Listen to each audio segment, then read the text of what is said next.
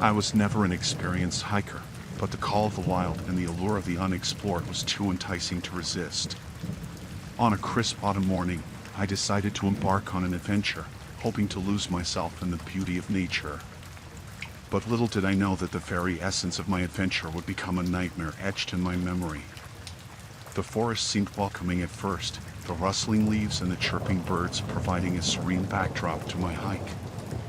It was all I had imagined it would be. The trail was relatively easy to follow until I encountered a fork that left me utterly disoriented. With no cell signal to consult my GPS, I made a choice that would forever alter my life.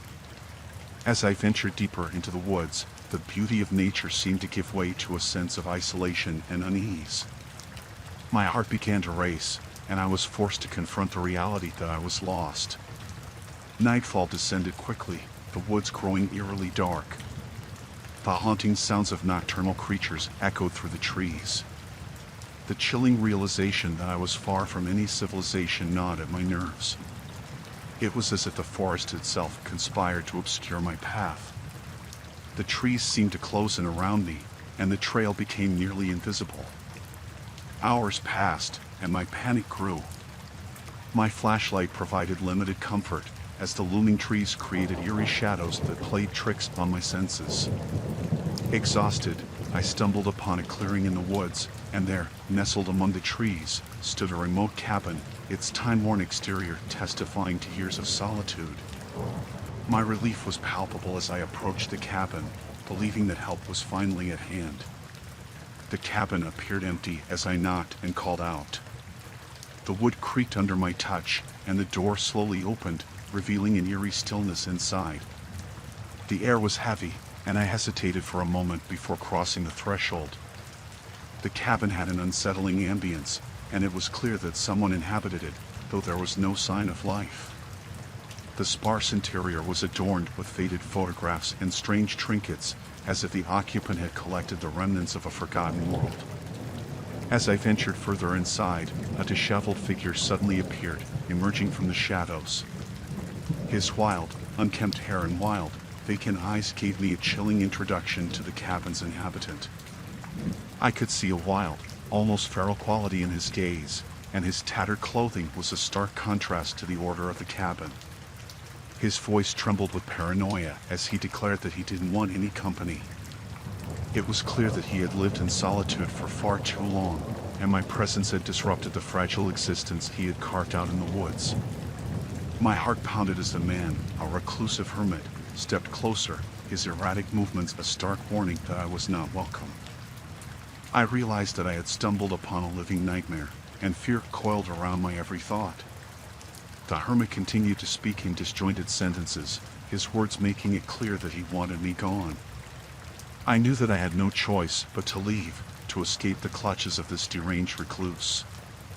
As I backed away from the cabin, the man's gaze followed me, his eyes filled with a desperate plea to respect his solitude. It was a plea I couldn't ignore, for my own safety and his. The return journey through the dark woods was a harrowing experience, my steps fraught with anxiety. I felt like a trespasser in a world of shadows and nightmares, a world I was desperate to leave behind. Finally, I emerged from the woods and into the open, my relief almost overwhelming. The cabin, a remote enclave inhabited by a reclusive hermit, had been a haunting encounter that I could never erase from my memory. I had learned a chilling lesson about the depths of human isolation and paranoia, a lesson that still haunted my dreams.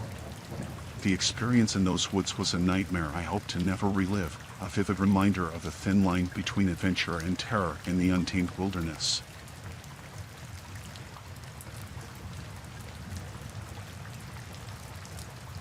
I've always been an avid hiker, venturing into the woods whenever I could to escape the hustle and bustle of everyday life. It was on one of these hiking excursions that I stumbled upon something I'd never forget, a chilling encounter that still haunts my every thought. It was a crisp autumn day when I set out on an unfamiliar trail, eager for a new adventure. The dense forest swallowed me whole as I pushed deeper into the woods.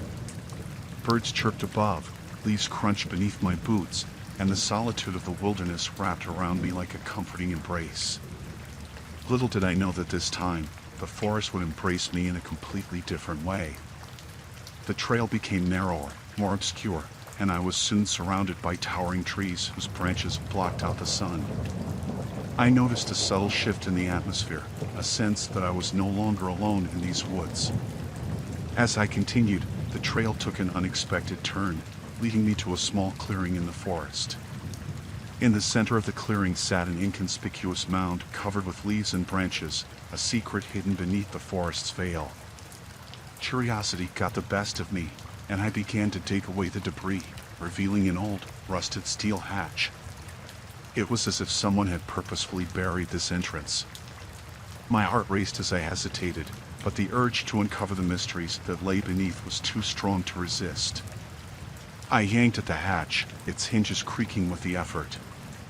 The earthy smell of the forest was replaced by a damp, musty odor as the hatch swung open, revealing a dark and narrow stairwell that descended deep into the earth. A shiver ran down my spine as I peered into the abyss below. With trembling legs, I descended into the underground world, the darkness swallowing me whole.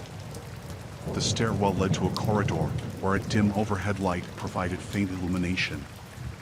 My flashlight pierced the shadows, revealing a long, narrow passage with doors lining each side.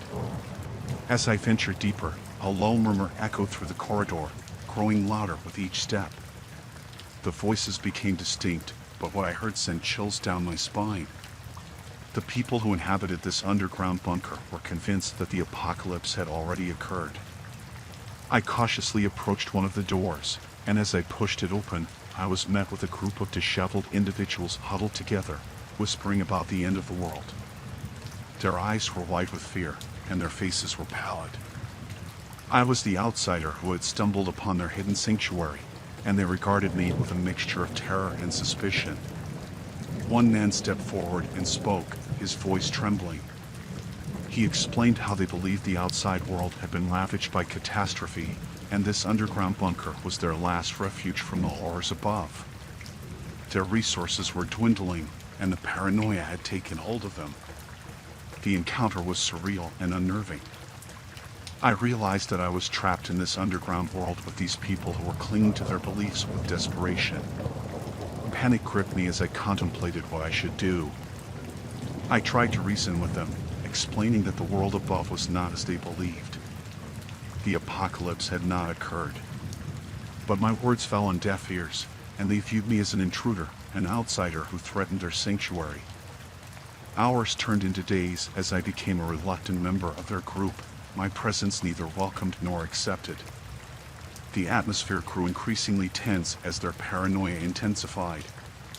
I knew I had to escape this nightmare, but the bunker was tightly sealed, and the people were watching my every move. One fateful night, I made my move, waiting until the bunker's inhabitants were lost in their fearful discussions. I quietly slipped away from the room, retracing my steps through the narrow corridor and up the dimly lit stairwell. As I pushed open the rusted hatch, the cool forest air greeted me like an old friend. I emerged into the clearing, my heart pounding, and quickly sealed the hatch behind me, obscuring the entrance once more. I never looked back, my steps carrying me far away from that underground nightmare. I felt a profound sense of relief to be back in the embrace of the forest, where the real world awaited me. That chilling encounter remains etched in my memory, a stark reminder of the thin line between reality and delusion. It's a story I've shared with very few, as the encounter in the woods was a nightmarish journey into the depths of human fear and paranoia, a place I hope never to revisit.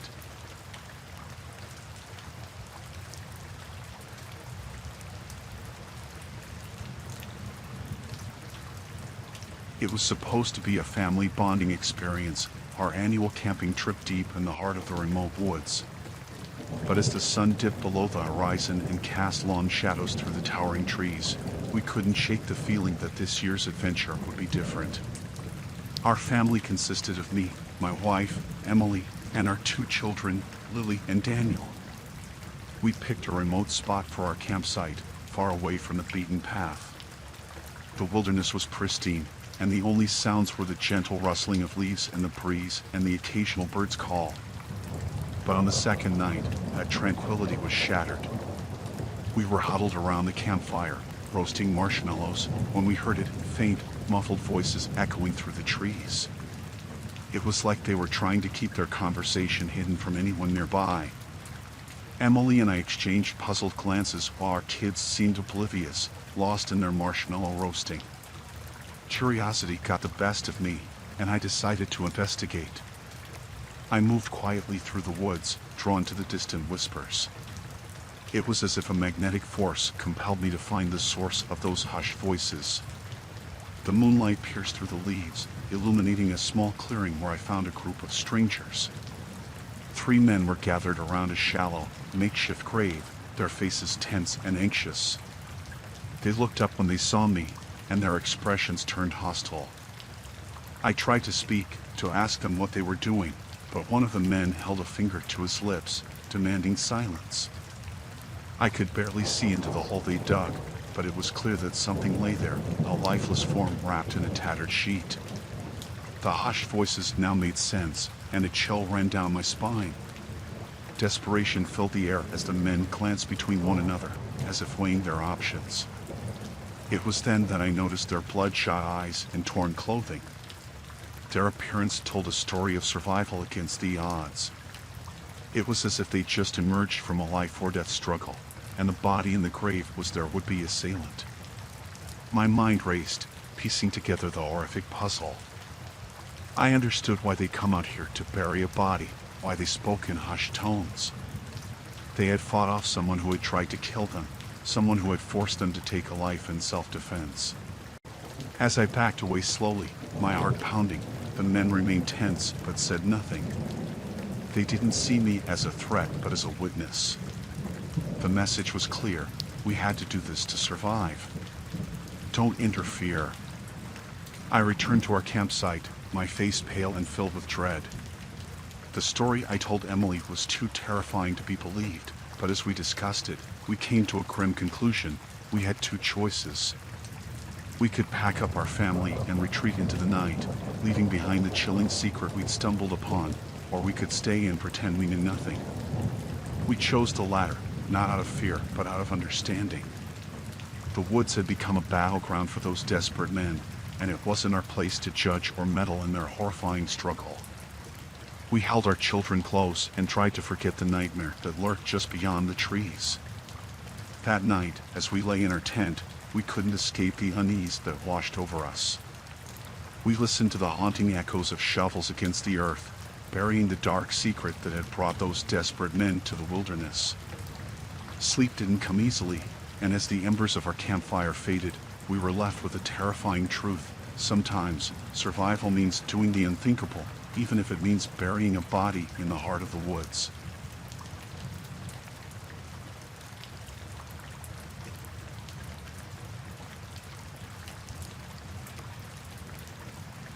The forest, thick and unyielding, was a place of solace and adventure for me, a seasoned hunter who knew these woods like the back of my hand. I had ventured into the wilderness countless times, but that fateful day would prove to be unlike any other. I had followed the trail of a magnificent buck, one that I was determined to track and make my prize. The anticipation of a successful hunt thrilled me, and the forest was alive with the sounds of nature. As I pursued the deer deeper into the woods, I noticed subtle signs that something was amiss. Twigs snapped, and the underbrush rustled when there was no discernible reason for such disturbances. My senses were on high alert, but I dismissed my unease as the paranoia of a seasoned hunter. It wasn't until I reached a small clearing that I felt a shiver of dread. A guttural growl, not of a beast but of a man, reached my ears. I pivoted to see a group of men emerging from the forest's shadows. These men were no ordinary hunters, and their faces were hidden behind makeshift masks, tattered cloth that concealed their identity. The grim purpose in their eyes was unmistakable. They were poachers, ruthless and merciless, with no regard for the sanctity of nature. As I slowly backed away, one of the poachers approached me with a wicked grin, the glint of a hunting knife clutched tightly in his hand. It was clear that they saw me as the intruder, the unwanted presence in their hunting ground. In a voice devoid of warmth, the leader of the group spoke. He explained that they had been tracking the same buck that I had been following, and now that I had stumbled upon their poaching operation, they had no choice but to deal with me. The menace in their tone made it clear that I was not dealing with simple trespassers. These poachers were prepared to eliminate any threat to their operation. I retreated further, attempting to maintain my composure, but my mind raced with fear. I knew that I was outnumbered and outgunned, with little chance of escape. I couldn't help but wonder if they had done this before, if they had encountered hunters like me and made them disappear into the wilderness. As the situation grew dire, I realized that the only chance for survival was to rely on my knowledge of the forest. I had to disappear into the woods and outmaneuver my pursuers. So, I plunged deeper into the underbrush, my heart pounding with every step.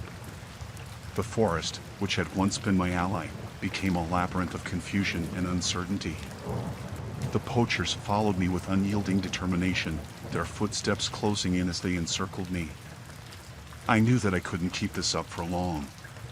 Desperation overcame me, and I made a reckless move, climbing a tree in an attempt to gain a higher vantage point. From my new perch, I observed the poachers searching the forest below, their gruff voices growing closer. I watched as one of them, the leader, approached the base of the tree. He looked up, his cold eyes locking with mine. The chilling smile he wore sent shivers down my spine. I knew that I had been found out. With a swift motion, he beckoned to his companions, and they began to scale the tree. Panic consumed me, and I climbed higher, pushing my body to its limits. But they were relentless, closing the distance between us. My only option was to make a daring leap to a neighboring tree. I took the risk, leaping through the air, and narrowly managed to grab onto a branch. My heart raced as I clung to the tree, my breaths coming in ragged gasps. The poachers were below me now, cursing and shouting as they tried to track my movements.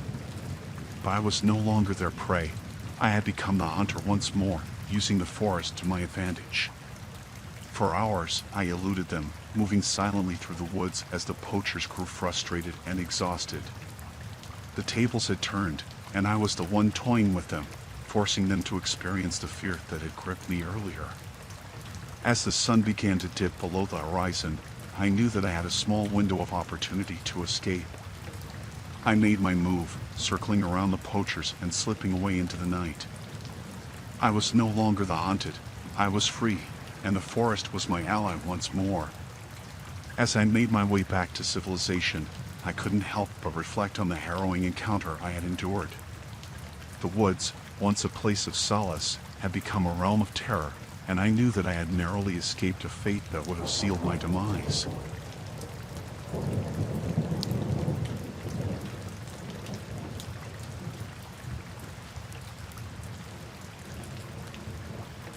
My group and I ventured deep into the rugged terrain, far from civilization. The dense forest swallowed us whole as we trekked through the wilderness. The air was thick with the scent of pine, and the sounds of nature filled our ears. It was on the third day that my world was upended. I had strayed a bit from the group, lured by the promise of a picturesque waterfall that I had heard about from fellow hikers. The excitement of discovering something hidden and beautiful was too enticing to resist. As I followed a narrow trail that led to the falls, I suddenly realized that I had lost sight of my companions. Panic welled up inside me, but I attempted to retrace my steps, hoping to reunite with the group. The forest, however, had other plans. It was easy to underestimate the wilderness, to believe that you could conquer it, but I soon discovered how merciless it could be. My attempts to backtrack only led to greater confusion. I had lost my way entirely. With each passing hour, anxiety consumed me. The fading light was my adversary, turning the forest into an ominous labyrinth. As I stumbled blindly through the woods, I began to hear whispers, voices that echoed through the trees. The voices, however, were not the comforting words of my companions. They were guttural and unfamiliar, a chorus of unsettling murmurs that sent shivers down my spine. As I ventured further, I came upon a crude, makeshift shelter. It was hidden among the trees and comprised of branches, leaves, and tattered pieces of fabric. I hesitated, my heart pounding, as I considered the possibility of encountering another backpacker who had also strayed from their group. But as I inched closer, I was met with a sight that froze my blood. Emerging from the shelter were a group of people, wild and feral in appearance. They were disheveled and dirty, their eyes harboring a mix of suspicion and hostility. I realized I had stumbled upon something more ominous than a group of lost hikers. These were individuals who lived off the grid, concealed from the world, and now I had intruded upon their territory. My instincts urged me to flee, but my fear had locked me in place. I had strayed too far, and my pursuers were closing in. They surrounded me, their eyes filled with a primitive intensity that made my skin crawl. A woman, their apparent leader, spoke in hushed tones. She explained that they were a community who had chosen to live apart from society, disconnected from the conveniences of modern life. Their secrecy was paramount, and intruders like me posed a threat. I pleaded for mercy, trying to convey that I was a lost hiker who meant no harm. But my words fell on deaf ears. They had their own laws, their own ways, and I was an unwelcome guest. I watched as they began to fashion crude weapons from sticks and stones, their intentions clear. Fear consumed me as I knew I had to escape. With a surge of adrenaline, I broke free from their circle, darting deeper into the forest. Behind me, I could hear their pursuit, the sound of feet pounding the earth and their guttural shouts growing nearer. It was a race for survival, and the stakes were life or death. I pushed my body to its limits, navigating the wilderness with an urgency I had never known. Darkness descended, and my pursuers were hot on my heels. The forest, once my refuge, had become my prison. Hours passed, and I had eluded them, but I was still hopelessly lost. My strength waned, and exhaustion threatened to overtake me. I couldn't go on much longer. In the distance, I saw the flicker of a campfire, the warm glow a beacon of hope. Desperation fueled me as I stumbled upon a group of fellow backpackers, different from my own but unmistakably human. I explained my ordeal, and they offered me shelter and protection. With their help, I was able to escape the wilderness, leaving behind the feral inhabitants of the woods. As I returned to civilization, I couldn't help but reflect on the harrowing encounter that had tested my survival instincts to the limit. The wilderness had revealed its darker side, and I had narrowly escaped becoming another lost soul in its depths.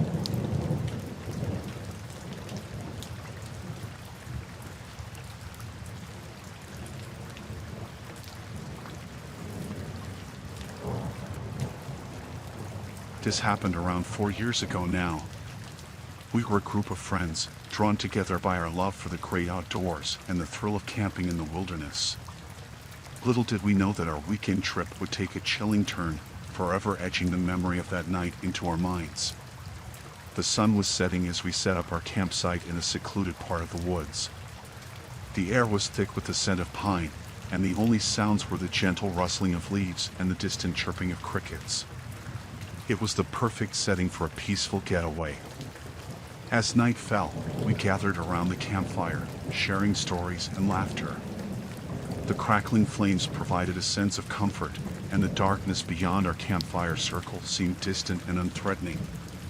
But that illusion was shattered when one of us noticed a faint, flickering light deeper in the woods.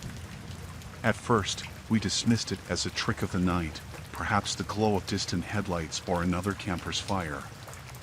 However, the light began to grow brighter and more distinct. Curiosity got the best of us, and we decided to investigate. Armed with flashlights, we ventured into the woods and soon discovered the source of the eerie glow. Hidden among the trees, a group of people in hooded robes were gathered around a makeshift altar. The scene that unfolded before us was like something out of a nightmare. The cultists chanted in a language we couldn't understand, their voices rising and falling in an unsettling cadence. At the center of their ritual was a grotesque effigy, an abomination of twisted branches and animal bones. The cultists appeared frenzied, their movements wild and disconcerting. It was clear that we had stumbled upon a disturbing ceremony, and our presence went unnoticed in the beginning. Whispers among us debated whether we should retreat immediately and report what we had seen to the authorities. But as we turned to leave, a branch snapped loudly underfoot, drawing the attention of the cultists. In an instant, their heads snapped toward us, and a collective hush fell over their assembly. Their hooded faces concealed any expression, but their eyes bore into us, chilling and malevolent. Panic seized us as we turned and fled, our flashlights cutting through the darkness.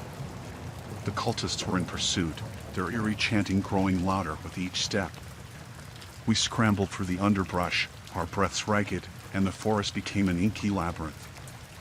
Fear coursed through us, and we knew that we were being hunted. The cultists' pursuit was relentless, and they were gaining ground. The realization struck us that they would stop at nothing to protect their sinister ritual. In a stroke of desperation, we decided to split up, hoping to confuse our pursuers. It was a heart-wrenching decision, but it offered the slimmest chance of survival. The darkness swallowed each of us as we fled in different directions. I could hear the echoing chants of the cultists growing distant, but I dared not stop or look back. My only focus was escape. Hours passed as I navigated the treacherous terrain, guided solely by the beam of my flashlight.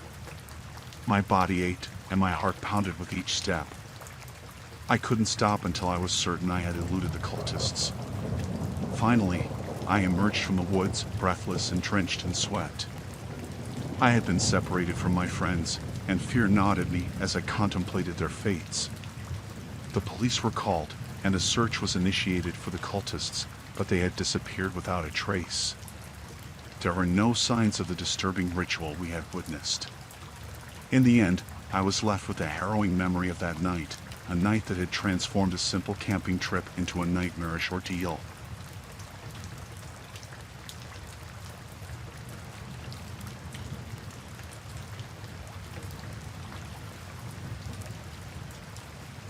My heart pounded as I trudged through the pouring rain, each step soaking me further.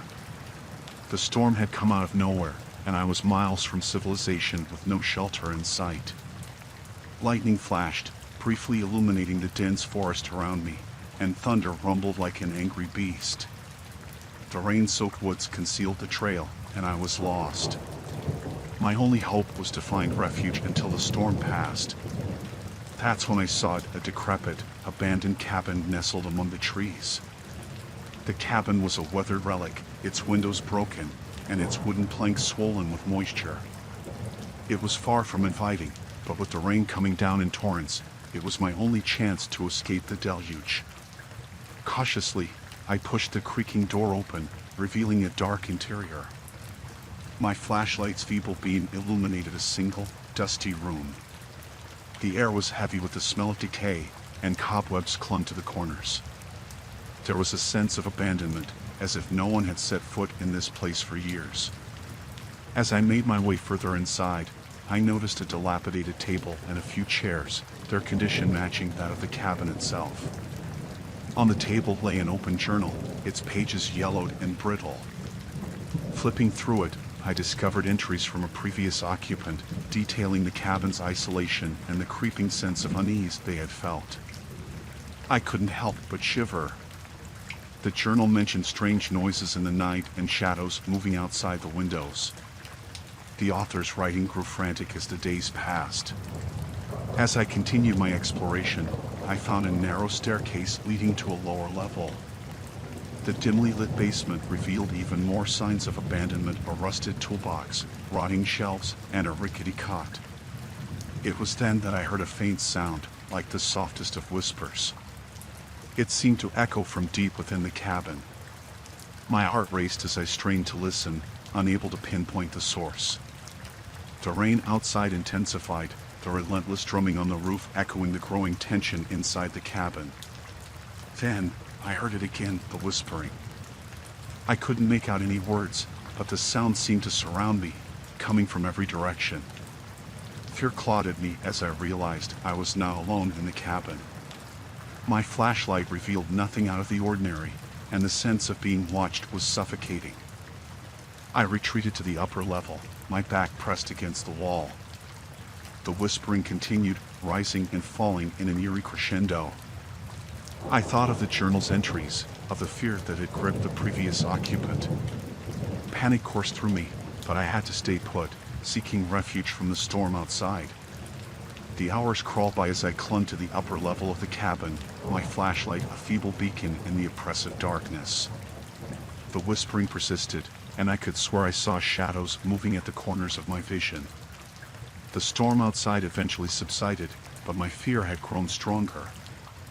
I couldn't explain the bizarre phenomenon that had taken hold of the cabin. I thought of leaving, but the thought of stepping back into the storm was equally terrifying. With trembling hands, I clutched the journal from the table, hoping to find answers. The final entry, penned with frantic urgency, told of the previous occupant's escape, leaving the cabin forever. They mentioned a presence that grew more malevolent with each passing day. I couldn't wait any longer. I had to leave the cabin, whatever the risks outside. I descended the creaking stairs, the whispering growing louder and more ominous. The shadows seemed to reach out for me as I fled the cabin, drenched by the still falling rain. The relief of the open forest was short-lived, as the whispering continued to echo in my ears. I couldn't shake the feeling that the cabin's malevolent presence had followed me. To this day, I can't forget that abandoned cabin or the haunting whispers that remain etched in my memory. I'll never know what entity or presence had taken up residence there, but I had felt its sinister, lurking malevolence, and it left me with an everlasting sense of dread.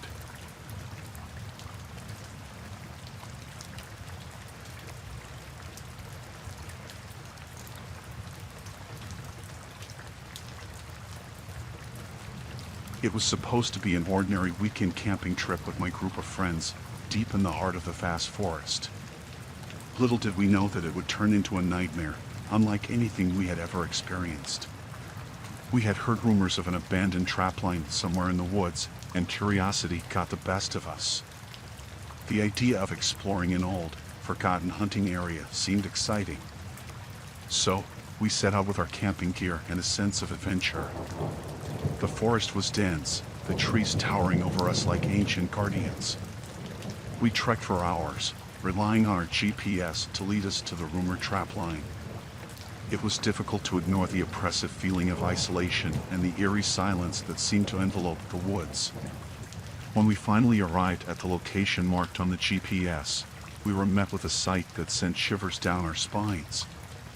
An old, crumbling cabin stood before us, its wooden walls covered in moss, and its windows long shattered. It looked like no one had been there for years. Despite the initial unease, our adventurous spirits led us to explore the cabin's decaying interior. It was clear that no one had lived there in a very long time. Rusted traps, old hunting gear, and tattered remnants of clothing lay scattered about. As we ventured further into the woods, we discovered a network of overgrown trap lines. The remains of animals that had been caught in the traps were still scattered about, a testament to the cabin's dark history. The mood grew more somber with each find. Our curiosity got the better of us, and we decided to follow the old trapline, hoping to find the end of the trail. The path grew narrower and more overgrown with each step, and we were struck by a sense of being watched. Suddenly, one of my friends, Sarah, screamed. We rushed to her side and found her standing near a trap, her face pale with shock. Inside the rusted jaws of the trap was a human hand, decaying, skeletal, and half covered by dirt. The gruesome discovery sent shockwaves through the group. We decided it was time to turn back, to leave this sinister place behind. But as we retraced our steps, it became clear that we were not alone. The snap of a twig echoed through the forest, and the chilling sensation of being watched returned with a vengeance. Panic set in as we realized that the trapper might still be nearby, hidden in the underbrush. Our hurried footsteps turned into a desperate sprint, our hearts pounding with fear. The feeling of being pursued intensified, as if someone or something was tracking us through the dark woods. The narrow path seemed endless, and the oppressive atmosphere of the forest closed in around us. Each step was a struggle, but we knew we had to get as far away from the sinister trapline as possible. The shadows of the trees seemed to close in on us, and the darkness of the forest intensified. We had lost all sense of direction, and the terror of being hunted pushed us to the brink. Then, we heard the sound of a twig snapping somewhere close by. We froze, our breaths held, and our flashlights scanning the woods. Out of the darkness, a figure emerged, a man, haggard and disheveled, with a wild look in his eyes. The trapper had found us. He raised a gnarled, rusty rifle and pointed it in our direction. The fear was paralyzing, but instinct took over, and we bolted in different directions, breaking through the trees and underbrush. Gunshots echoed through the forest, each one sending us deeper into the woods, away from the danger. The rain began to fall heavily, but we didn't stop running, driven by pure terror. Hours passed before we finally stumbled upon a main road, and a passing car was our ticket to safety. We told the driver about the sinister trapline, and they called the police. We were taken to safety, but the image of the trapper's menacing eyes remained etched in my mind. Our camping trip had turned into a horrifying ordeal, leaving us forever changed by the sinister presence we had encountered. The old trapline and the deranged trapper had transformed a weekend of adventure into a nightmare, and I'll never forget the chilling realization that we were now alone in the woods, and that danger was lurking in the shadows.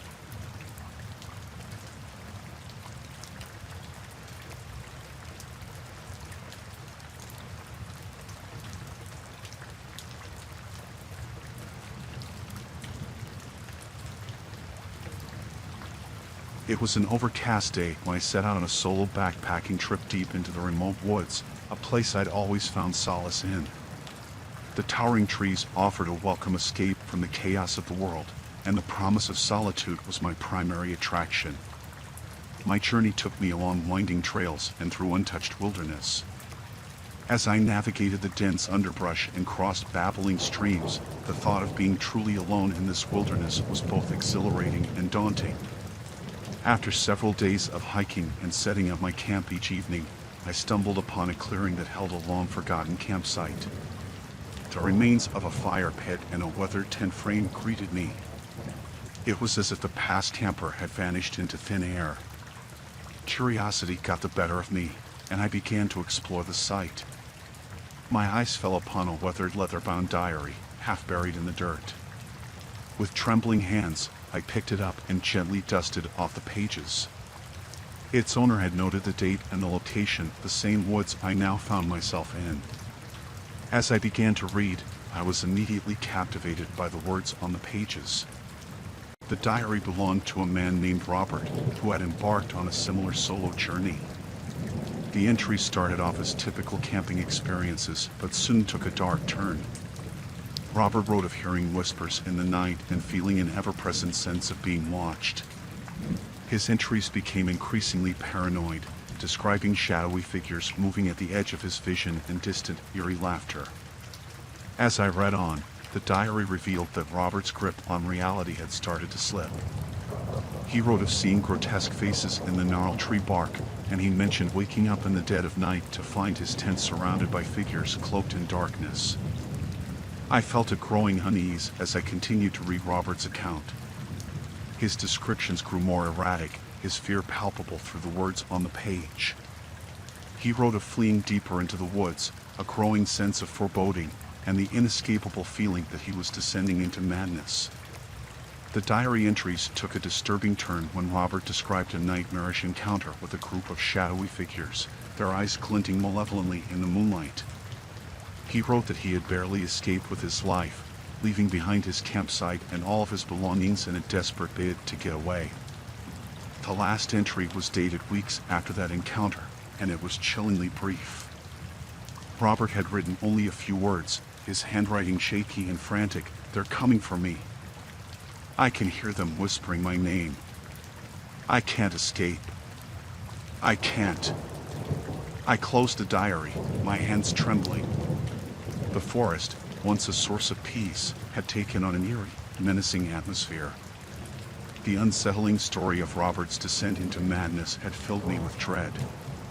For the remainder of the day, I felt as if unseen eyes were watching my every move, and whispers of the wind seemed to carry hidden threats. My campfire that night burned brighter than ever, a feeble attempt to stave off the encroaching darkness. Sleep did not come easily, and when it did, it was plagued by nightmares. In the days that followed, I couldn't shake the feeling that the forest itself was warning me of an impending threat. Every rustle of leaves, every distant sound, and every shadow felt like an ominous message. The woods, once my sanctuary, had transformed into a sinister and malevolent presence, echoing Robert's descent into madness. I cut my backpacking trip short, returning to civilization as quickly as I could. The diary remained with me, a haunting reminder of the chilling descent into madness that had unfolded in those very woods. As I looked back on my journey, I knew I had escaped a fate similar to Robert's, but I would carry the memory of his diary with me, a testament to the terrifying descent into madness that could befall even the most serene and isolated places in the world.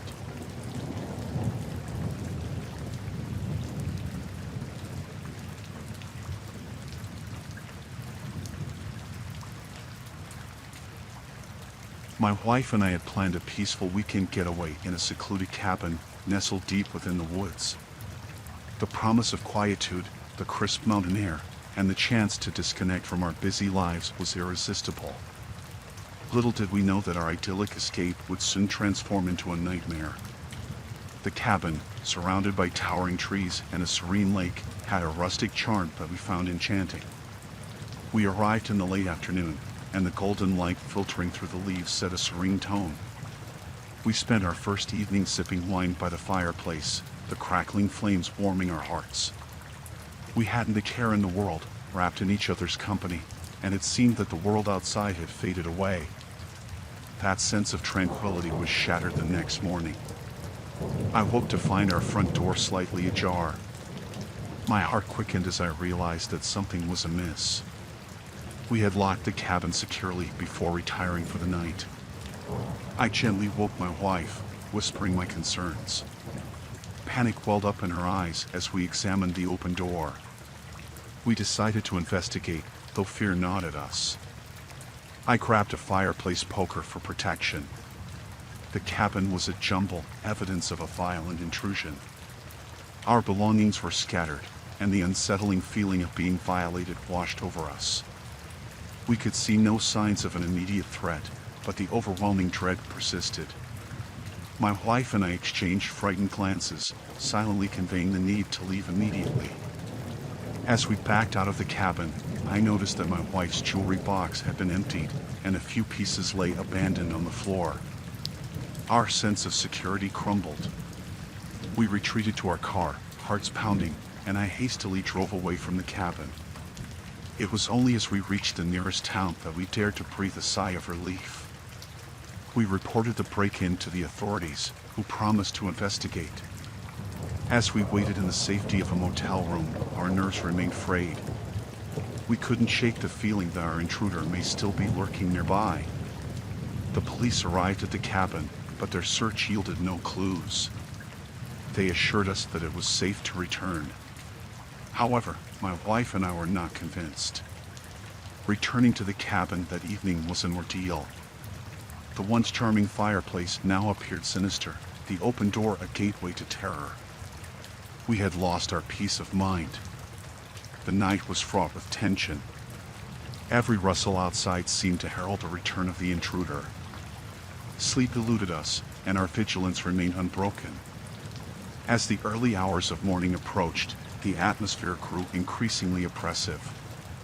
The haunting silence of the woods was shattered by the muffled sound of footsteps outside. My heart raced, and I awakened my wife, who shared my terror. We huddled in the cabin, waiting for dawn.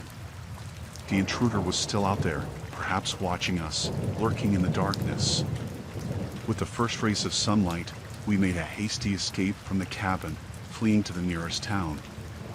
We never returned to that place, leaving our weekend getaway behind with the hope that we would forget the nightmare that had unfolded. Our escape was a breath of fresh air, but the fear of the intruder continued to haunt us. Our retreat into the woods had become a chilling ordeal, and the peaceful cabin a place of unspeakable horror. We would forever be plagued by the unknown identity of the person who had violated our private space and shattered our sense of security. Our idyllic getaway had become a living nightmare, and the haunting realization that our intruder may still be lurking nearby remained with us long after we left the woods behind.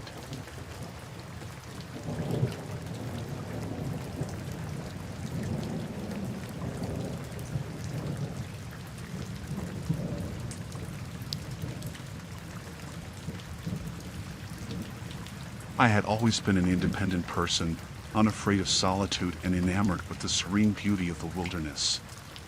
My passion was hunting, and the allure of the deep woods called to me like a siren's song. But this trip was different, marked by an ever-present sense of unease. I ventured deep into the forest, further than I had ever gone before.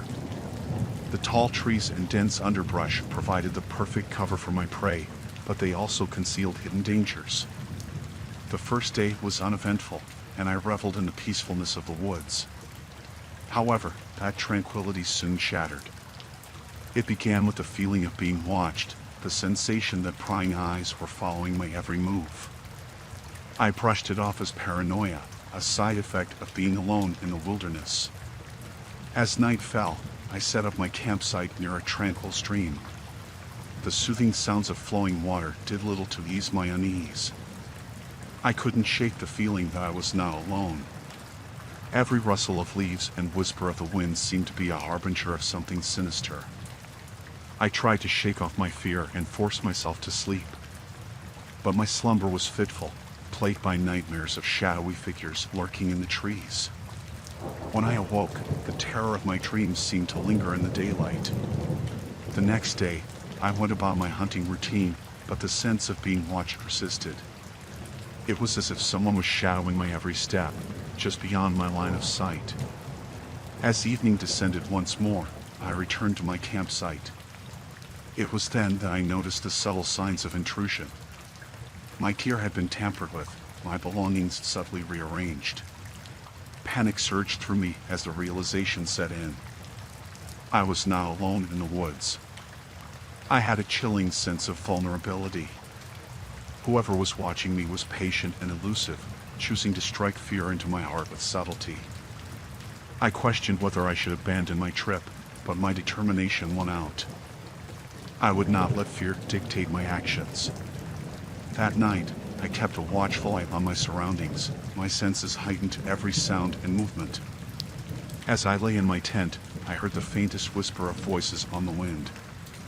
Muffled words tarried on the breeze, too indistinct to decipher. In the inky darkness, I knew that I was now alone in the woods. Panic welled up within me, and I knew that I was being hunted, stalked by unseen predators. I clutched my hunting knife, my only source of defense, as I listened to the haunting voices that seemed to surround my campsite. The hours passed with agonizing slowness, and the voices grew nearer. I considered fleeing into the night, but fear paralyzed me. The sense of being watched, the knowledge that I was being pursued, held me in place. Then, just outside my tent, I heard their footsteps. The rustle of leaves and the crack of twigs grew louder as they approached. I stifled a scream as I glimpsed shadowy figures lurking just beyond the fabric of my shelter. My heart raced as I listened to their hushed conversations. They spoke of me, of my presence in the woods. They knew I was there, and they were closing in. With a trembling hand, I reached for my hunting knife, prepared to defend myself if they entered my tent. The tension was unbearable as I lay there in the darkness, the chilling knowledge that my life hung in the balance. The night stretched on, my fear gnawing at me like a relentless predator. The relentless pursuit was a nightmare, a cruel torment that showed no sign of ending. As dawn broke, I heard them retreat into the shadows. I waited, paralyzed by fear, until I was certain they were gone. With my heart pounding, I gathered my gear and fled from the woods, determined to escape the relentless pursuit of those hostile individuals. The terror of that trip would forever haunt me.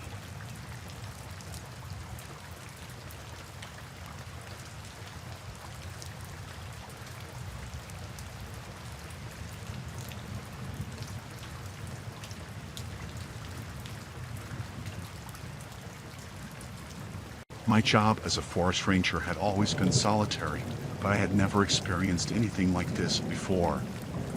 My watchtower stood tall in the heart of a remote forest, far from civilization. I enjoyed the peace and solitude, but this time it was different. It began with an unusual rustling in the underbrush below the tower. I brushed it off as an animal, but the sense of unease lingered. It was as if something was lurking in the shadows of the forest, just beyond my sight. One evening, as the sun dipped below the horizon and the forest was cloaked in darkness, I saw a figure moving among the trees. The stranger was a silhouette against the dim light, and their presence sent a shiver down my spine. I couldn't make out any details from my height, but the stranger seemed to be circling the watchtower. It was as if they were studying the structure, seeking a way to approach without being detected. The first time I spotted them, I decided not to alert the authorities. After all, it was not unusual for hikers or campers to venture near the watchtower. But each night, the stranger returned, and their actions grew increasingly sinister. They would sometimes stand just beyond the reach of the watchtower's feeble light, their shadowy form a disconcerting presence in the dark.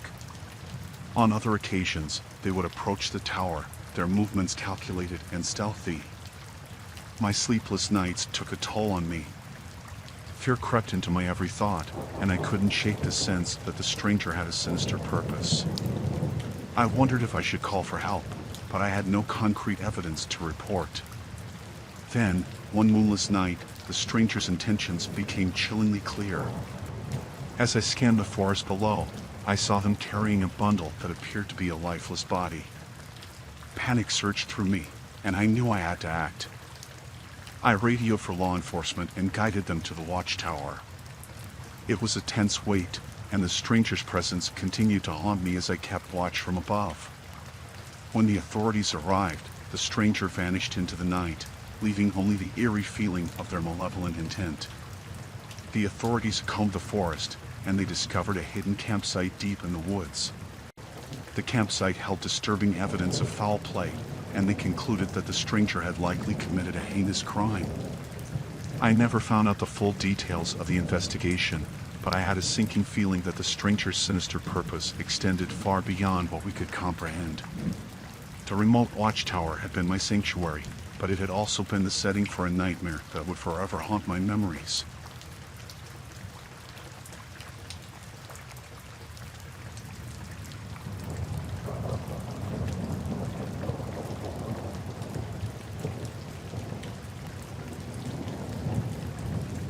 We were a group of seasoned explorers, navigating the wilderness on a journey that had started with excitement but soon turned into a harrowing ordeal. Our plan was to traverse deep into the heart of an uncharted forest, a place where few had ventured before. We were well prepared with supplies and a sense of camaraderie, but that was before we became disoriented and found ourselves in a waking nightmare. The forest was dense, and our maps had proved to be unreliable. As the days passed, we became lost, uncertain of our direction. The dense canopy blocked the sun, making it nearly impossible to get our bearings. Panic started to set in, and we were no longer explorers, but desperate individuals struggling to survive. One overcast afternoon, we stumbled upon a makeshift campsite deep in the forest. Tattered tarps hung between trees, and a rickety shelter sat at its center. We cautiously approached, hoping for help or directions. That's when we encountered him, the deranged recluse. He was a wild-looking man, his hair matted and his clothes in tatters. He emerged from the shelter with an unsettling grin, his eyes devoid of sanity. In his gnarled hand, he clutched a crude, homemade spear. His speech was disjointed, a mix of incoherent mumbling and words that barely made sense. He told us that he had been living in isolation for years, that the forest was his domain, and he viewed us as intruders. It was clear that he was mentally unhinged, a hermit who had lost touch with reality. We tried to reason with him, explaining our dire situation, but our words fell on deaf ears. He became increasingly agitated, waving the spear menacingly. It was clear that he saw us as a threat to his solitary existence, and he was willing to defend his territory at any cost. With no other option, we slowly backed away, leaving the deranged recluse and his desolate campsite behind. As we continued our journey through the wilderness, our thoughts were haunted by the chilling encounter. We had ventured into the unknown, but we never expected to find a man who had lost himself to the solitude of the forest. Days turned into weeks as we struggled to find our way back to civilization. The memory of the deranged recluse remained etched in our minds, a stark reminder of the dangers lurking in the wilderness. Our journey had transformed from an exploration into a fight for survival, and it was a nightmare we would never forget.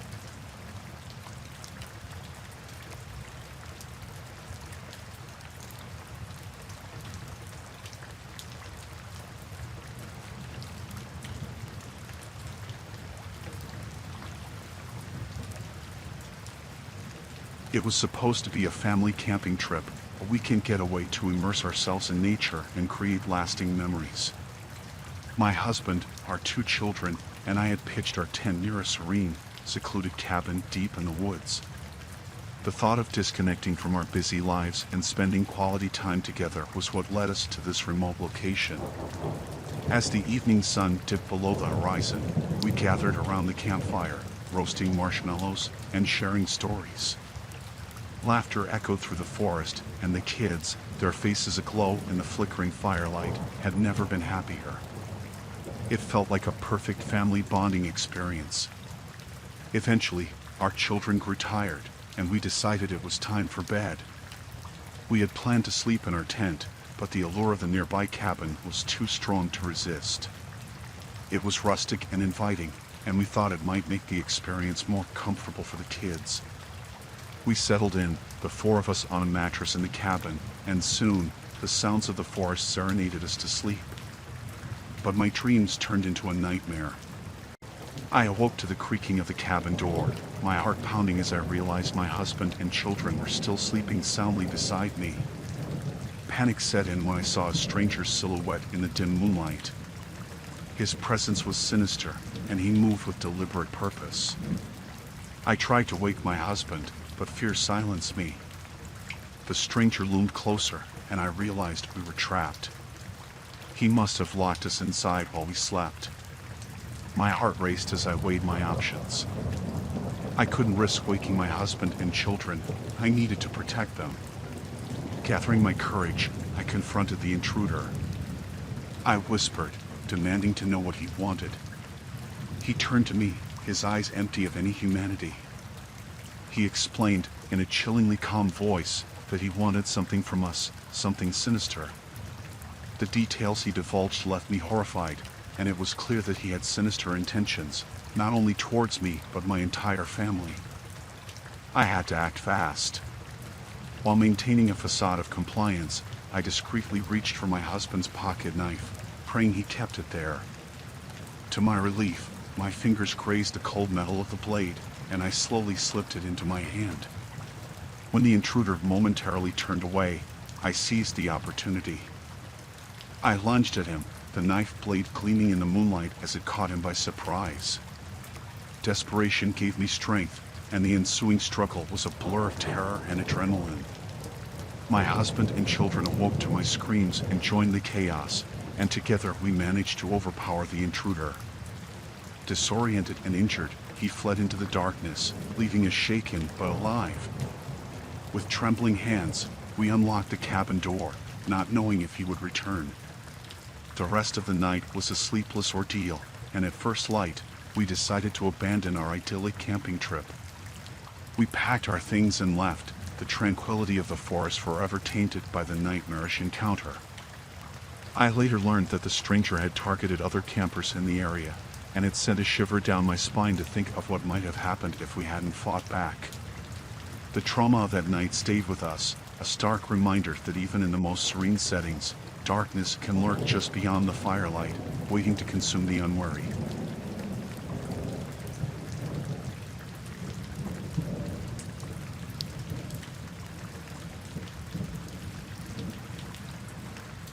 My life had been simple, peaceful even, as I found peace in my remote cabin nestled deep in the woods.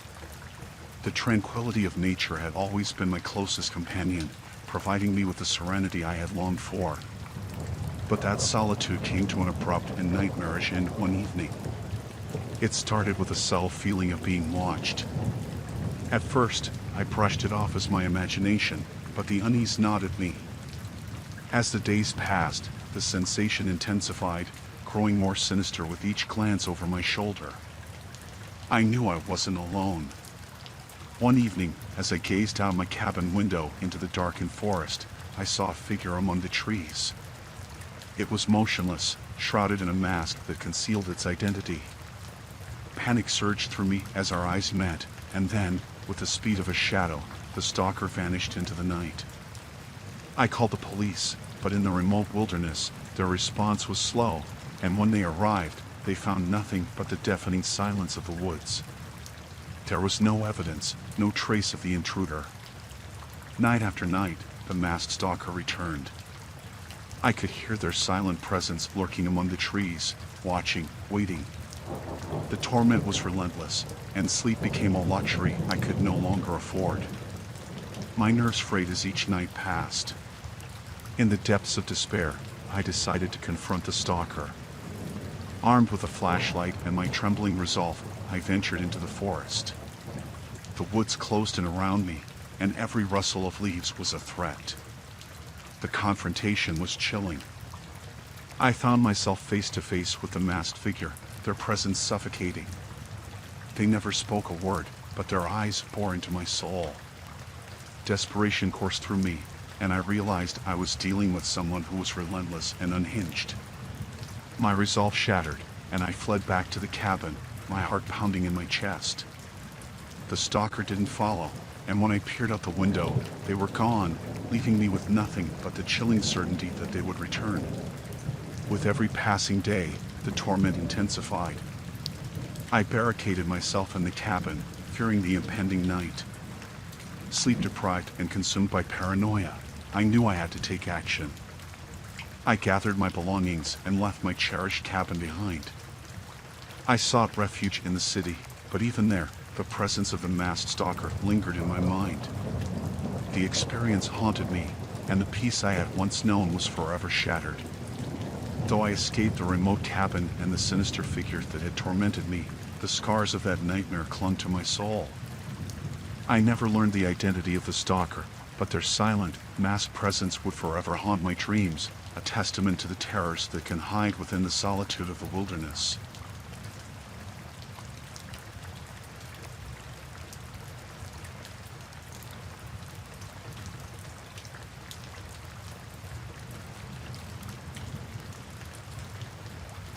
It was supposed to be a weekend of adventure, just a group of friends seeking a break from the grind of our daily lives. We had no inkling of the nightmare that awaited us in the heart of the deep woods. The woods were thick, and as we ventured further from civilization, the feeling of isolation weighed on us. We set up our campsite by a tranquil river, our laughter and camaraderie masking the unease that lingered in the background. As the sun dipped below the horizon, we decided to explore deeper into the forest, thinking we'd stumble upon hidden treasures or some long-forgotten mystery. The scent of pine and the sounds of nature were comforting, but that serenity was about to be shattered. We trudged through the dense underbrush, our flashlights cutting through the darkness. That's when we saw it, a faint light in the distance. We moved cautiously, our curiosity getting the better of us. The sight that met our eyes was beyond our worst nightmares. A remote compound, hidden from the world, illuminated by eerie yellow lights. Men with cold, calculating eyes were moving cargo, loading and unloading crates from trucks. We knew we had stumbled upon something nefarious. Drugs, guns, who knew what they were trafficking? Panic set in, and we quickly retreated into the forest, fearing we'd been spotted. But the forest had grown darker, more menacing. The rustling of leaves became a foreboding symphony, and every shadow felt like a lurking threat. We knew we had to expose the operation, to bring it to the authorities. We watched the compound from a hidden vantage point, gathering evidence of the criminal activities that were taking place. Our paranoia was palpable as we documented every move, fear gnawing at us. Then, disaster struck. A snapping twig beneath a friend's foot, a moment of inescapable clumsiness. The compound security was alerted, and we were discovered. Panic set in as men in black attire fanned out, searching for the intruders. We scattered in different directions, our hearts pounding, our breaths ragged. The forest seemed to conspire against us, our flashlights dimming, the terrain treacherous. I felt a profound sense of dread, the suffocating feeling that we were being hunted.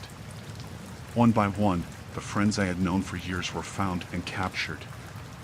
My own predicament was dire, but I knew I had to survive. I couldn't let their sacrifices be in vain. I needed to find help.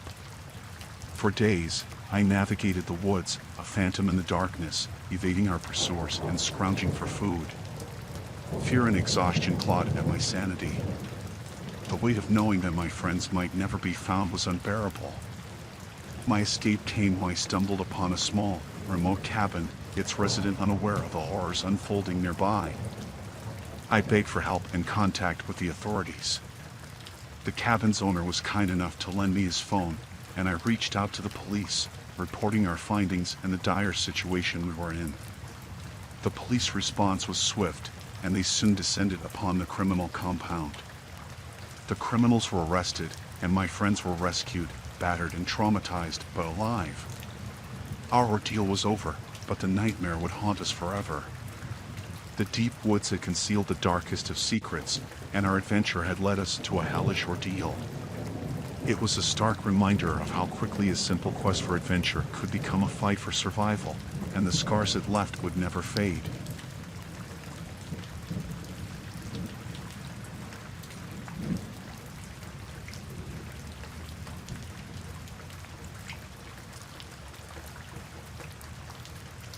It was a crisp autumn morning when I set out on a solo camping trip.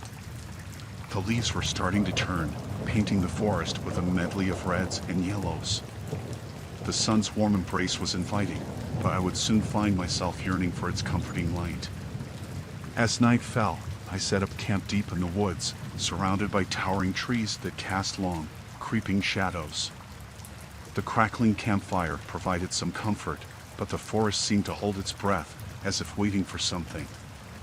That night, I heard the eerie sounds of chanting, the voices echoing through the trees.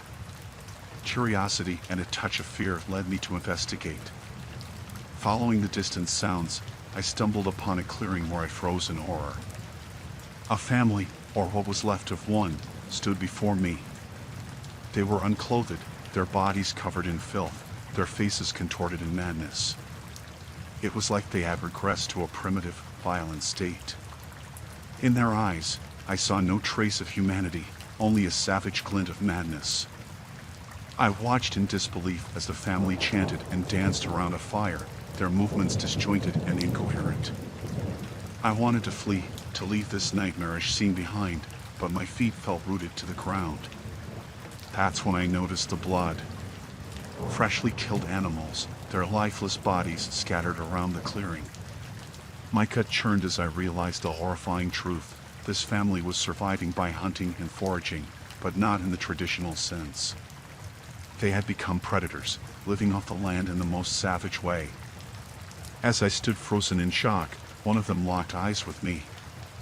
It was the patriarch, a man with wild, matted hair and a beard that reached his chest.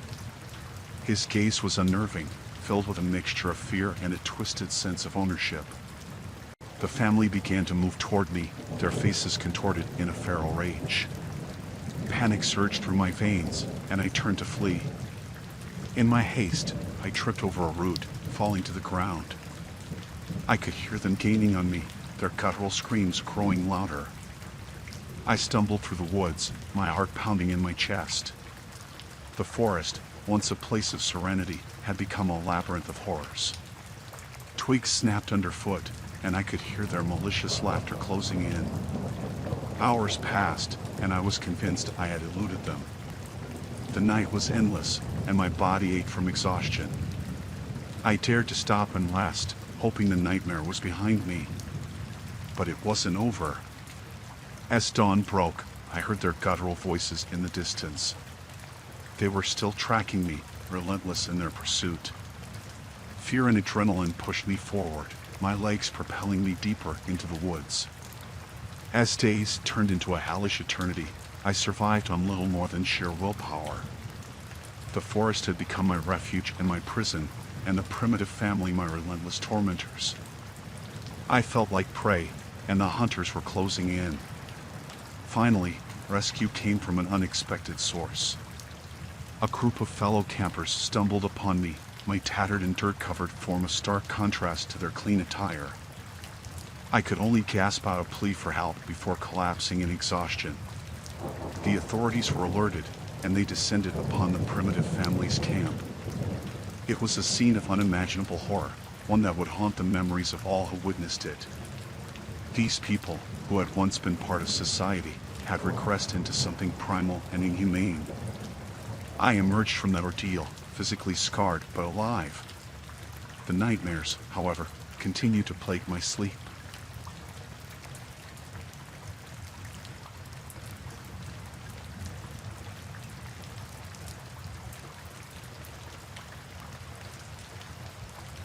The day began like any other hiking trip with my group of friends. A bright sun overhead, the scent of pine trees in the crisp mountain air, and our backpacks filled with sandwiches and water bottles. We were on the lookout for adventure, and we found it, though not in the way we expected. We had set out on a popular trail in the vast wilderness, a place we'd explored countless times. Our laughter echoed through the woods, a testament to our camaraderie. We followed the trail, deep into the heart of the forest, chatting and savoring the beauty of the untamed landscape.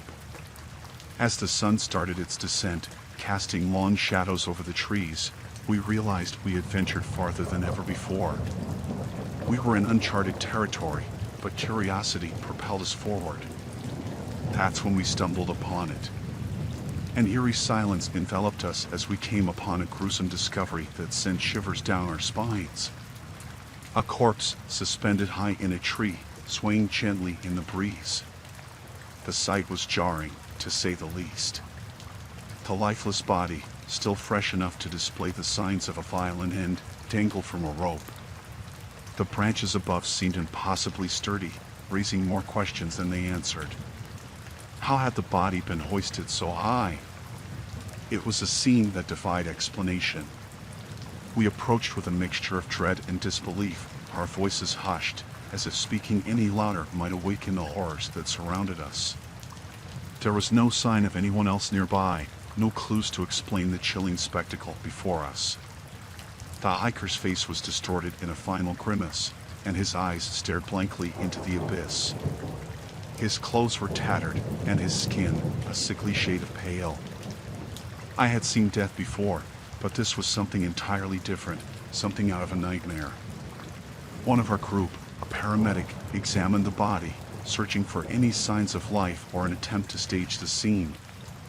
But there were no wounds, no signs of foul play, just the horrific reality of a man suspended in a tree, his life extinguished.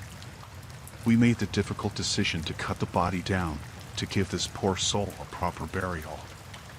The process was a macabre and somber one, marked by the silent weight of what we had witnessed. It was a task none of us could have anticipated, nor would we ever forget. As night fell, we set up camp nearby, our campfires glow casting eerie shadows across the surrounding trees. None of us could shake the unease that had settled in our hearts. Our conversations were hushed, and the forest around us felt different now, more alive with secrets. We notified the police, who arrived at the scene.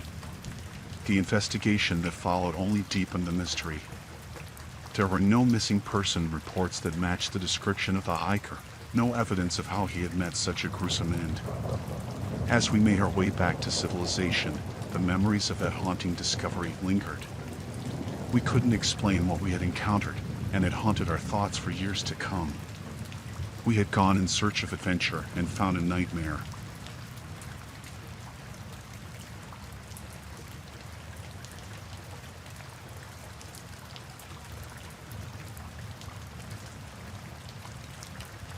My name is Jacob, and what I'm about to tell you happened around 8 years back now. I remember that fateful day vividly. A group of us, adventurers at heart, embarked on an excursion deep into the wilderness. Our goal was to explore and document the remnants of a long-forgotten town rumored to be hidden in the heart of the forest. We heard whispers about this place, and its mysterious history had intrigued us. The hike had been long and arduous, the forest a vast sea of towering trees and tangled underbrush. We pressed on, following the old, overgrown path that led us deeper into the woods. As we ventured further from civilization, the forest's embrace seemed to grow tighter, the shadows deeper. It was during our hike that we first noticed the unsettling signs. Abandoned items scattered around, a child's doll, rusted tools, and an overturned carriage. The more we saw, the heavier the atmosphere became. A sense of foreboding hung in the air. It was as if the town's residents had vanished without a trace, leaving their lives behind. We reached the town just as the sun began its descent, casting an eerie, golden light upon the abandoned streets. The houses, once lively with the laughter of children and the hum of everyday life, stood silent and empty. Doors creaked open, their hinges rusted with time, revealing interiors left in disarray. Inside the homes, it was as though the residents had fled in the midst of their daily activities. Meals lay half-prepared on kitchen tables, toys were scattered across living room floors, and clothing hung from hooks as if ready to be worn. Our unease grew with each discovery, and the buildings themselves seemed to loom overhead like silent sentinels. The town square held a crumbling, forgotten monument with the date 1922 etched into its stone. It was a chilling reminder of how long this place had remained untouched by the outside world. In the town church, we found a disheveled journal filled with frantic scribblings. The entries spoke of a growing fear, of strange happenings in the woods surrounding the town. The final entries simply read, "They are coming." As night descended, we decided to set up camp in the town center. Fear clung to our hearts as the forest's symphony of rustling leaves and distant howls surrounded us. Every snap of a twig or rustle of leaves sent shivers down our spines. We were not alone. As the moon rose high in the sky, a cacophony of eerie whispers drifted through the town. We huddled in our tents, flashlights in hand, our hearts pounding with fear. Shadows danced along the walls of our tents, and the feeling of being watched became overwhelming. Then, the footsteps started. Slow and deliberate, they circled our campsite. We whispered to one another in hushed tones, each of us fearing to make a sound that might betray our presence. The night grew colder, and our breath misted in the air. Suddenly, a voice pierced the silence. It was a whisper, distant yet clear. "Leave this place," it said, "before they find you." The voice had a quality of desperation and fear that sent shivers down our spines. We were paralyzed, trapped between our curiosity and the overwhelming sense of danger. The footsteps grew closer, and we felt a presence just beyond the glow of our campfire. A figure, dark and indistinct, moved in the shadows.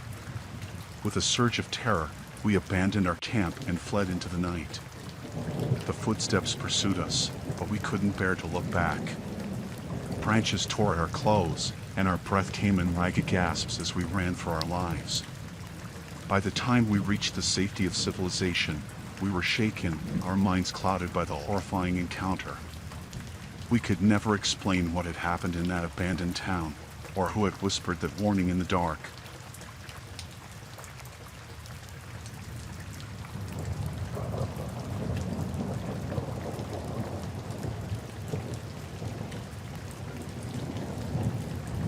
The skies were clear, and the woods beckoned, promising solitude and a break from the daily grind. I packed my gear and set off, eager to find the perfect spot for my solo adventure. As I ventured deeper into the forest, I couldn't shake the feeling that something was off. The woods seemed too quiet, the air heavy with an unspoken tension. I pushed the unease aside, attributing it to my overactive imagination. Night fell, and I set up my campsite beneath a thick canopy of trees. The soft glow of the campfire provided a comforting contrast to the darkness that surrounded me. I nestled into my sleeping bag, lulled by the rustling leaves and the occasional hoot of an owl. The sense of unease returned in the early hours of the morning. I awoke to a distant sound, a low rumble like the growl of an approaching storm. It wasn't thunder, though. It was something else, something that sent a chill down my spine. I peered out from my tent, scanning the woods for the source of the noise. That's when I saw them, a group of figures moving through the trees, silhouetted by the faint moonlight. Panic surged through me as I realized they were headed in my direction. I remained hidden in my tent, trying to control my breathing and slow my racing heart. The group drew closer, their movements deliberate and coordinated. The tension in the air was palpable. Then, the real horror began. A spotlight pierced the darkness, sweeping through the woods. I clamped a hand over my mouth to stifle a gasp as the beam passed over my tent. They were hunting me. I could hear their low voices, whispers carried on the night breeze. They were playing a twisted game, and I was the prey. It was a horrifying realization, and my mind raced with thoughts of escape. Carefully, I unzipped the tent and slipped out into the shadows. I had to find a way out of this nightmare. But the forest had grown unfamiliar, and I had no sense of which direction to go. The hunters were still out there, their spotlight cutting through the trees in search of their target. With every rustle of leaves, I felt my heart leap into my throat. I moved silently, my steps careful and deliberate. My knowledge of the woods was my only advantage, and I used it to navigate through the labyrinth of trees. Hours passed in a blur of tension and fear. I could hear the hunters calling to one another, their voices growing more agitated as they failed to find me. It was a sick game of hide and seek, with my life hanging in the balance. Finally, as dawn broke, I stumbled upon a river. I knew I had to put distance between myself and my pursuers. I waded through the cold, rushing water, the current pulling at my legs. I didn't dare look back until I reached the other side. When I finally turned, there was no sign of the hunters or their spotlight. I was alone, but the fear still clung to me like a second skin. The rest of my escape was a blur of frantic movement. I made my way back to civilization, haunted by the nightmare in the woods. I couldn't shake the feeling that those hunters were still out there, lurking in the shadows, waiting for their next victim. The experience had changed me. The forest, once a place of solace and adventure, was forever tainted by the memory of that night. I knew that I had narrowly escaped a deadly fate, but the horror of the hunt would never truly leave me. It was a nightmare I couldn't forget, a chilling encounter with human monsters in the heart of the woods.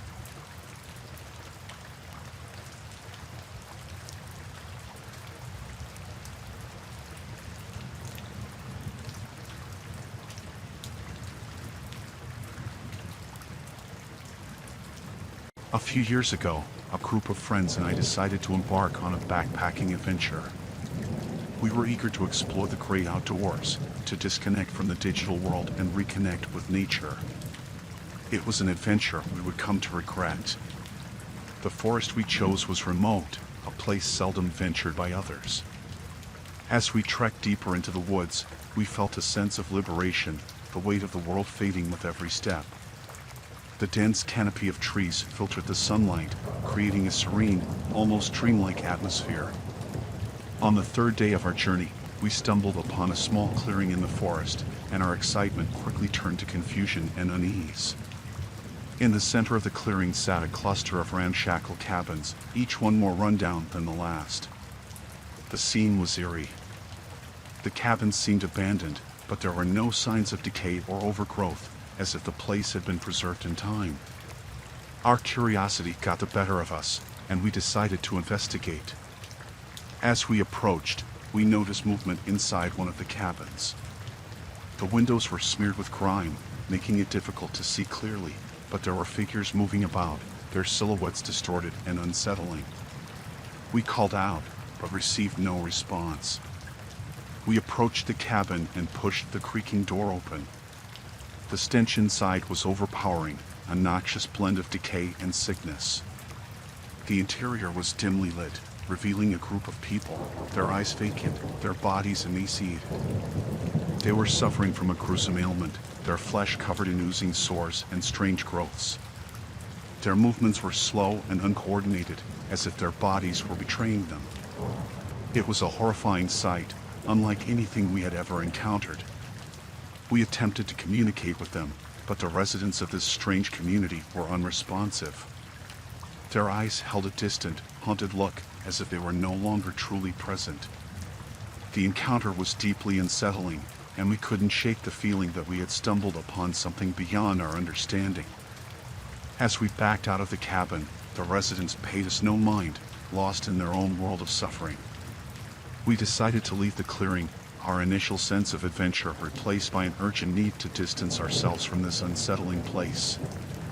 Our journey continued, but the encounter haunted us. We speculated about the nature of the ailment that afflicted those people, whether it was a contagion or something more sinister. We had ventured into a nightmare, a place where the boundary between reality and horror blurred. Days turned into weeks, and we eventually made our way back to civilization. We couldn't escape the memory of that isolated community in the woods. We tried to find answers, to understand the nature of their suffering, but our efforts led to dead ends and unanswered questions.